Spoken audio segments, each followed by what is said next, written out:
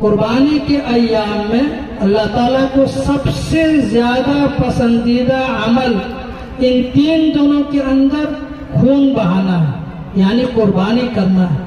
بہت سارے لوگ مسئلہ پوچھتے ہیں سستی کی وجہ سے، قربانی کو چھوڑ کر ان پیسوں کو کوئی چاہے صدقہ کرنے کے لیے اجازت نہیں ہے، ذہن کے اندر رکھیے گا۔ دوسری بات یہ ہے کہ جس طریقے سے قربانی کا گوشت آپ کے یہاں محبوب ہے، پسندیدہ ہے، تو اس کے جو فضلات ہیں پیٹ کے اندر، ہڈیاں، خون، یہ بھی کل قیامت کے دن وزن کیے جائیں گے، تو ان کا احترام کون کرے گا؟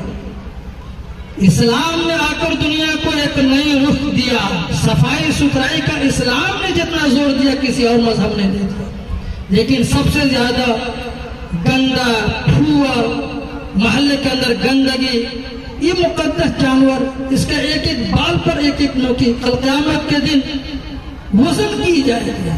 لیکن بڑی بیوقوفی کے ساتھ جہاں ہم چاہتے ہیں خون بہا دیتے ہیں، جہاں چاہتے ہیں ہڈیاں پھینک دیتے ہیں۔ سراسر ظلم ہے، سراسر حرام ہے۔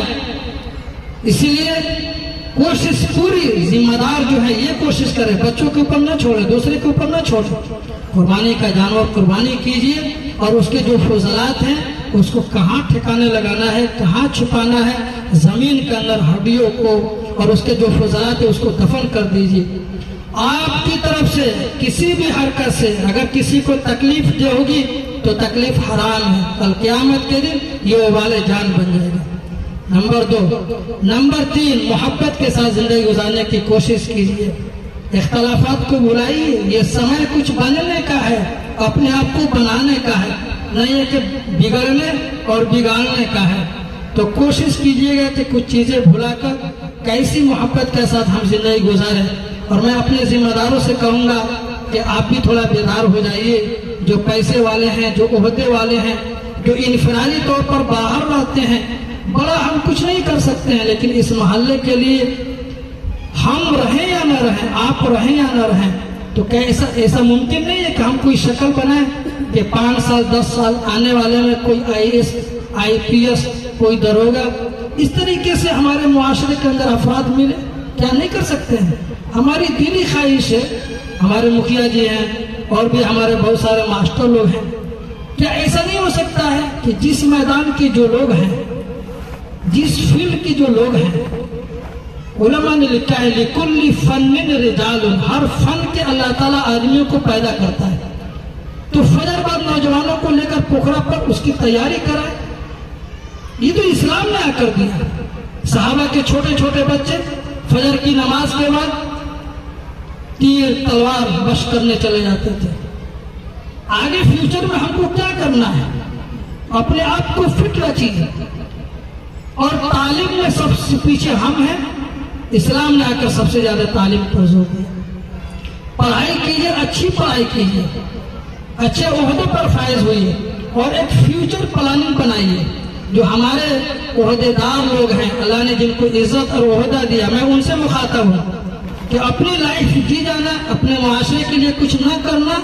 جہاں تک میں سمجھتا ہوں کہ کل قیامت کے دن اللہ پوچھ نہ دے کہ تم کو اس عہدے کے ساتھ نوازا تھا، لیکن تم نے اپنے غریب محلے بھائیوں کے لیے کچھ نہیں کیا۔ تو میں ان سے مخاطب ہوں کہ آپ کبھی بیٹھ کر، لوگ کرنے والے کر رہے ہیں، ہر میدانوں کے اندر کام ہو رہا ہے، یہاں بھی کچھ اس طریقے سے شکل بنے کہ آنے والے 10 سال میں کوئی IAS، کوئی IPS، ہمارے اپنے بچوں میں کوئی داروغہ، کوئی اس طریقے سے اعلیٰ عہدے پر فائز ہو۔ کریں گے نہیں انشاءاللہ؟ شکلیں بنائیے، کوشش کیجیے، اور انشاءاللہ جو کمی ہے اس کمی کو دور کریں گے۔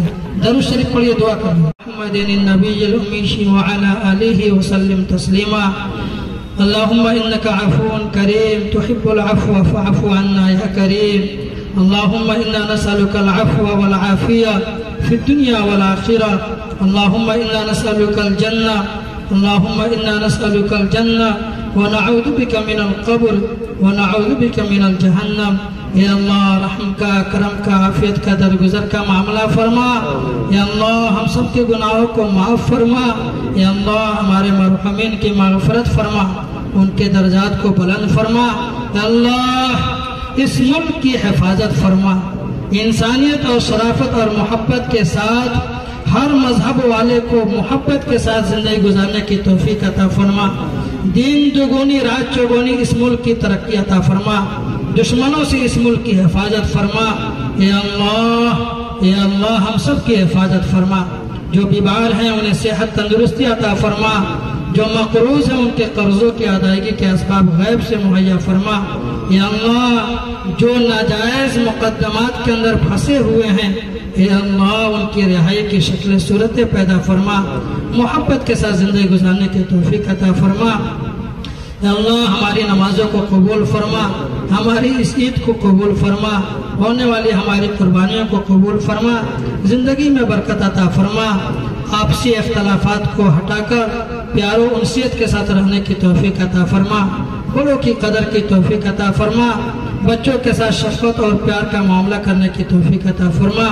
ربنا تقبل منا انك انت السميع العليم وتب علينا انك انت التواب الرحيم، وصلى الله تعالى على خير خلقه محمد وآله وصحبه اجمعين برحمتك يا رحمن۔